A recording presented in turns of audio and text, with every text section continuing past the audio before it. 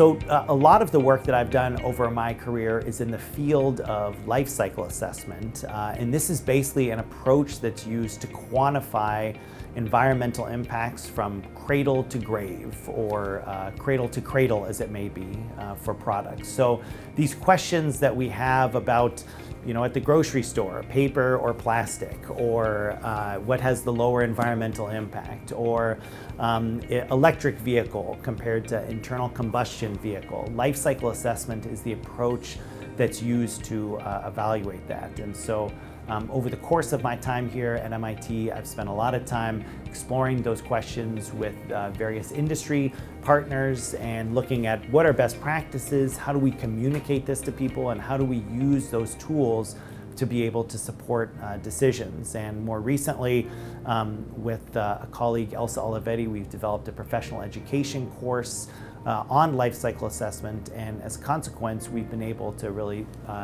get the word out to many people who are working on this.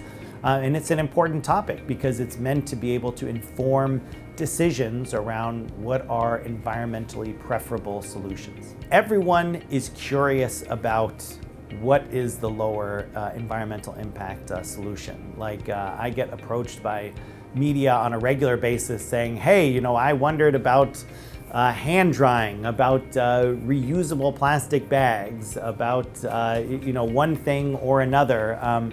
For many years, I worked in the building space. Like, what if I construct out of this material versus that material? So I think everyone is curious about that. And the reason is that it used to be, I think, we made decisions, both as individuals and as companies, that were usually trade-offs between costs and performance. Right? We'd like the super fancy car that has the high performance, but we have a budget constraint. So we're usually kind of playing in that space. But now we're adding in this third element of what is a low environmental impact solution as well. So now we're doing trade-offs between cost, performance, and environmental impact. And of course, we're all familiar with cost and are comfortable with kind of evaluating it. But when it comes to evaluating what is a low environmental impact, that's a newer space for people. And so that's why companies are interested, why individuals are interested, because they want to know, how do you evaluate that? And because it's a newer space, how do we interpret results that other people have published saying, hey, this is the greener alternative? The answer to almost all life cycle assessments is it depends. And let me give you an example here of at the grocery store, considering paper versus plastic versus reusable bags. And so the answer there is going to depend on several factors, including, is the paper bag made from recyclable material? And when it comes to paper or plastic, how likely is it that they will be recycled after they're used? When it comes to the cloth bag or whatever reusable bag that you have, how frequently do you use it?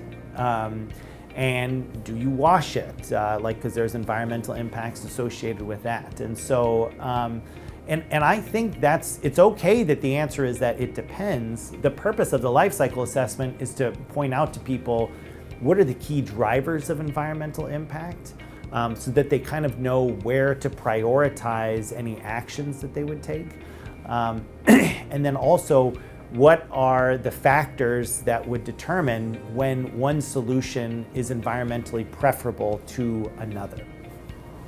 Now, another factor that can be tricky when it comes to life cycle assessment is that there are many different measures of environmental impact. So for example, the one that we often talk about is greenhouse gas emissions. So if you hear someone talk about a carbon footprint, it just means that they're measuring greenhouse gas emissions throughout the production and use and then disposal of a product. And so that's certainly an important factor because climate change is a priority. But we can also look at a water footprint of a product. How much water is used of different types throughout its life. Or an air quality metric as well. Are there emissions that are contributing to smog or to human health? or to ecotoxicity.